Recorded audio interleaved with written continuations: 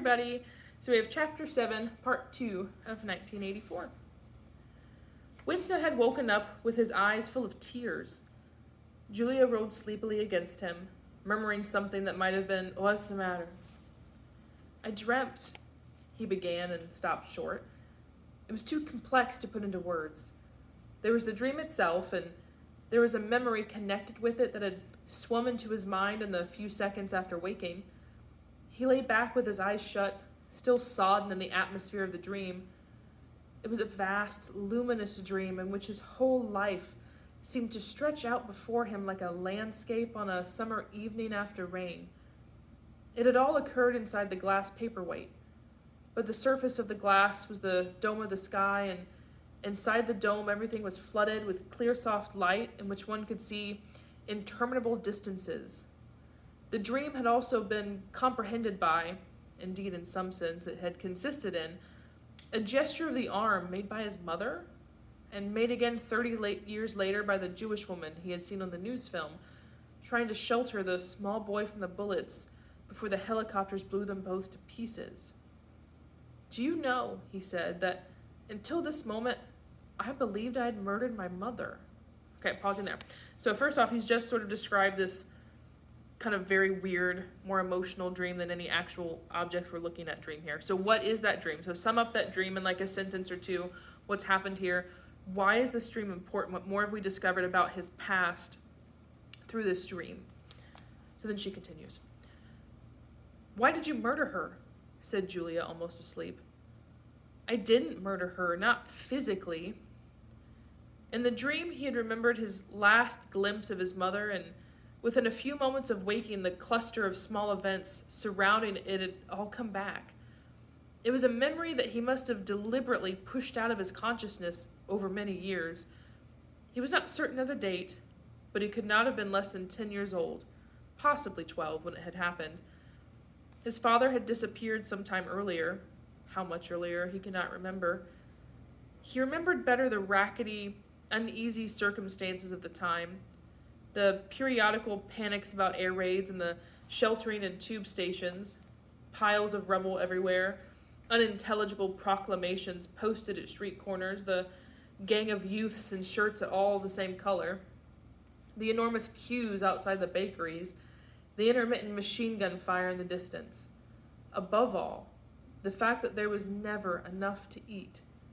He remembered long afternoons spent with other boys in scrounging round dustbins and rubbish heaps, picking out the ribs of cabbage leaves, potato peelings, sometimes even scraps of stale bread crust from which they carefully scraped away the cinders, and also in waiting for the passing of trucks, which traveled over a certain route and were known to carry cattle feed, and which, when they jolted over the bad patches in the road, sometimes spilt a few fragments of oil cake. Okay, so pausing again here. So he's continuing on with his dream and what he's remembering. So make sure to pay special close attention to we're finally discovering who Winston was in his past and how his past has formed him into who he is now in his belief system.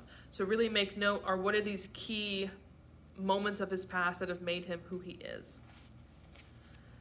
When his father disappeared, his mother did not show any surprise or any violent grief, but a sudden change came over her. She seemed to have become completely spiritless. It was evident even to Winston that she was waiting for something that she knew must happen. She did everything that was needed, cooked, washed, mended, made the bed, swept the floor, dusted the mantelpiece, always very slowly and with a curious lack of superfluous motion, like an artist's lay figure moving of its own accord. Her large, shapely body seemed to relapse naturally into stillness. For hours at a time, she would sit almost immobile on the bed, nursing his young sister, a tiny, ailing, very silent child of 2 or 3, with a face made simian by thinness. Very occasionally, she would take Winston in her arms and press him against her for a long time without saying anything. He was aware, in spite of his youthfulness and selfishness, that this was somehow connected with the never-mentioned thing that was about to happen. He remembered the room where they lived, a dark, close-smelling room that seemed half filled by a bed with a white counterpane, There was a gas ring in the fender and a shelf where food was kept. And on the landing outside there was a brown earthenware sink, common to several rooms. He remembered his mother's statuesque body bending over the gas ring to stir at something in a saucepan. Above all, he remembered his continuous hunger and the fierce, sordid battles at mealtimes. He would ask his mother naggingly over and over again why there was not more food. He would shout and storm at her. He even remembered the tones of his voice, which was beginning to break prematurely and sometimes boomed in a peculiar way. Or he would attempt a sniveling note of pathos in his efforts to get more than his share. His mother was quite ready to give him more than his share. She took it for granted that he, the boy, should have the biggest portion, but however much she gave him, he invariably demanded more. At every meal, she would beseech him not to be selfish and to remember that his little sister was sick and also needed food, but it was no use. He would cry out with rage when she stopped ladling. He would try to wrench the saucepan and spoon out of her hands. He would grab bits from his sister's plate. He knew that he was starving the other two, but he could not help it. He even felt that he had a right to do it. The clamorous hunger in his belly seemed to justify him. Between meals, if his mother did not stand guard, he was constantly pilfering at the wretched store of food on the shelf. One day a chocolate ration was issued. There had been no such issue for weeks or months past. He remembered quite clearly that precious little morsel of chocolate. It was a 2-ounce slab. They still talked about ounces in those days. Between the three of them, it was obvious that it ought to be divided into 3 equal parts. Suddenly, as though he were listening to somebody else, Winston heard himself demanding in a loud, booming voice that he should be given the whole piece. His mother told him not to be greedy.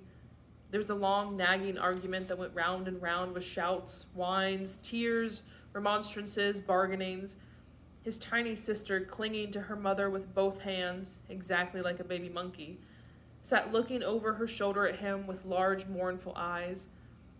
In the end, his mother broke off 3/4 of the chocolate and gave it to Winston, giving the other quarter to his sister. The little girl took hold of it and looked at it dully, perhaps not knowing what it was. Winston stood watching her for a moment. Then with a sudden swift spring, he had snatched the piece of chocolate out of his sister's hand and was fleeing for the door. "Winston! Winston!" his mother called after him. "Come back! Give your sister back her chocolate!" He stopped, but he did not come back. His mother's anxious eyes were fixed on his face. Even now she was thinking about the thing.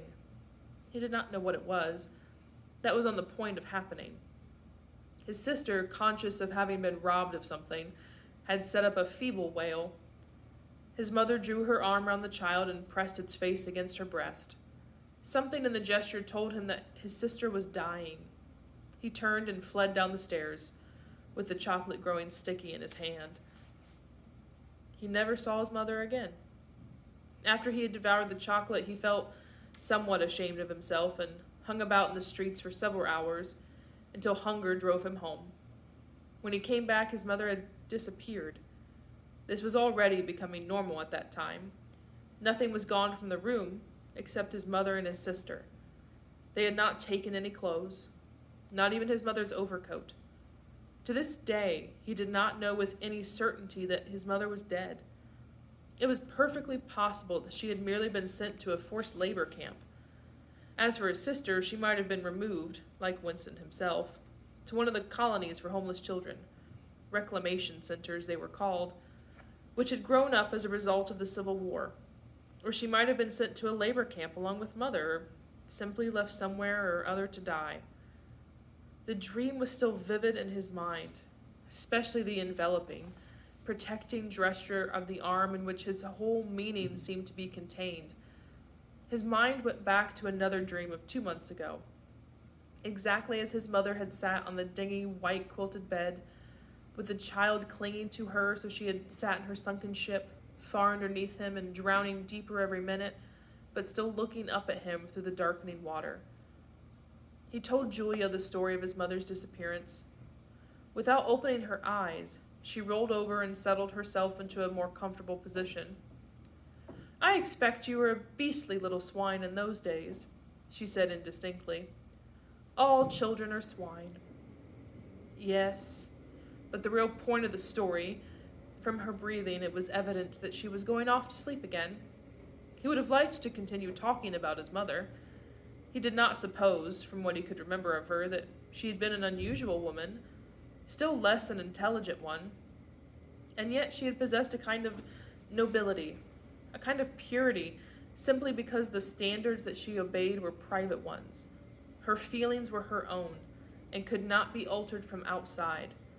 It would not have occurred to her that an action which is ineffectual thereby becomes meaningless. If you loved someone, you loved him, and when you had nothing else to give, you still gave him love.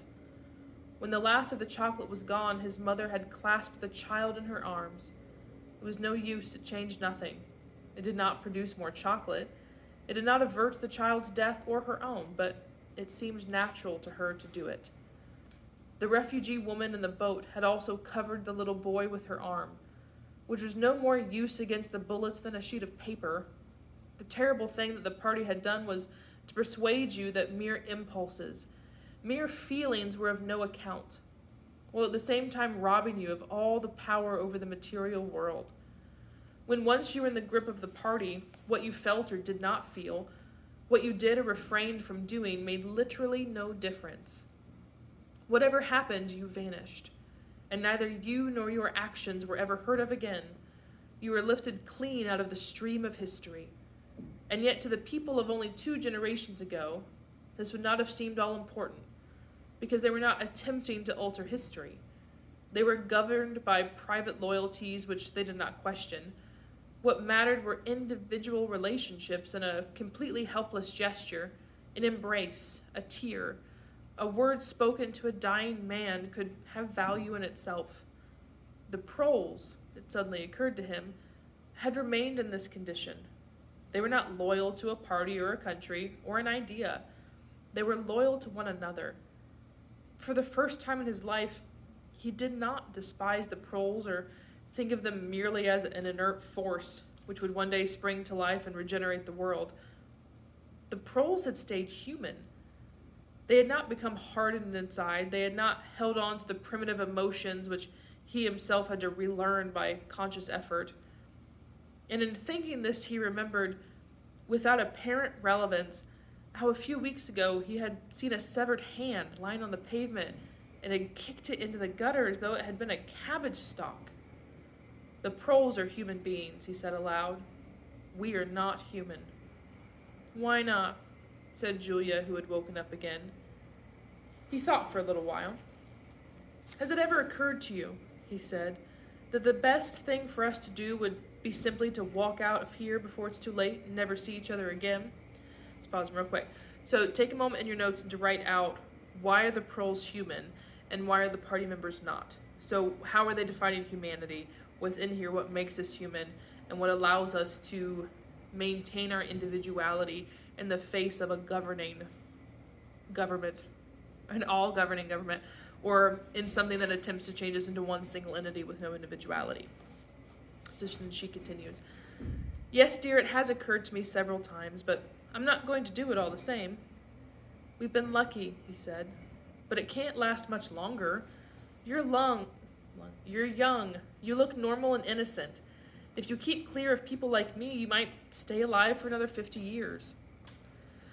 No, I've thought it all out. What you do, I'm going to do.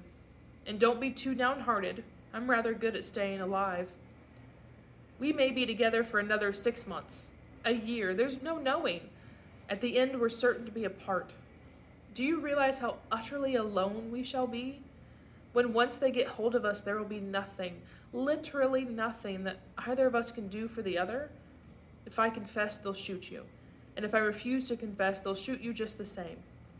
Nothing that I can do or say or stop myself from saying will put off your death for as much as 5 minutes.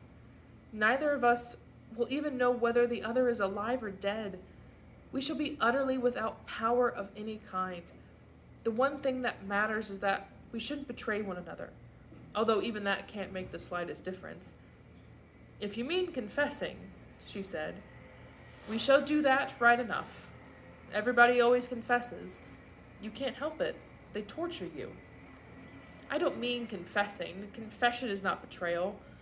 What you say or do doesn't matter. Only feelings matter. If they could make me stop loving you, that would be the real betrayal. She thought it over. They can't do that, she said finally. It's the one thing they can't do. They can make you say anything, but they can't make you believe it. They can't get inside you. No, he said a little more hopefully. No, that's quite true. They can't get inside you. If you can feel that staying human is worthwhile, even when it can't have any result whatever, you've beaten them. He thought of the telescreen with its never-sleeping ear. They could spy upon you night and day, but if you kept your head, you could still outwit them. With all their cleverness, they had never mastered the secret of finding out what another human being was thinking. Perhaps that was less true when you were actually in their hands. One did not know what happened inside the Ministry of Love, but it was possible to guess. Tortures, drugs, delicate instruments that registered your nervous reactions, gradual wearing down by sleeplessness and solitude and persistent questioning. Facts, at any rate, could not be kept hidden. They could be tracked down by inquiry. They could be squeezed out of you by torture. But if the object was not to stay alive, but to stay human, what difference did it ultimately make? They could not alter your feelings. For that matter, you could not alter them yourself, even if you wanted to. They could lay bare in the utmost detail everything that you had done or said or thought, but the inner heart, whose workings were mysterious even to yourself, remained impregnable. Okay, so this chapter has a big focus on a particular theme with what it means to be human and what we as humans will always possess and nobody can take away from us. So what is that theme, and what is it that Winston and Julia have decided can never be taken away? We go through. So take a moment in your notes, make sure you summarize the chapter, and then continue on to chapter 8 of part 2.